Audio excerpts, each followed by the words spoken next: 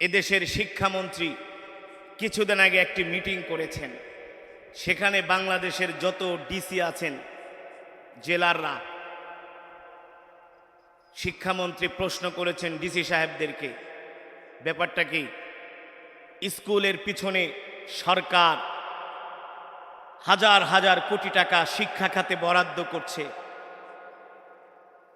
হাজার হাজার কোটি টাকা শিক্ষা খাতে বরাদ্দ করছে। দিন দিন স্কুলগুলো বড় বড় অট্টালিকায় পরিণত হচ্ছে, স্কুলের ছাত্রদেরকে ফ্রি বই দেয়া হচ্ছে, নাস্তা দেওয়া হচ্ছে, বৃত্তি দেওয়া হচ্ছে, ঠিক কিনা বলুন? অথচ এত ফ্যাসিলিটি দেওয়ার পরেও দিন দিন স্কুলের শিক্ষার্থী কেন কমে যাচ্ছে? আর হুজুররা ছোট ছোট ঘর ভাড়া নিয়ে নিয়ে এক একটা ভাঙ্গা ভাঙ্গা ঘর বানিয়ে বানিয়ে তারা মাদ্রাসা করতেছে। দেখা যাচ্ছে স্কুলের সমস্ত শিক্ষার্থীরা সব মাদ্রাসায় যেয়ে ভর্তি হচ্ছে।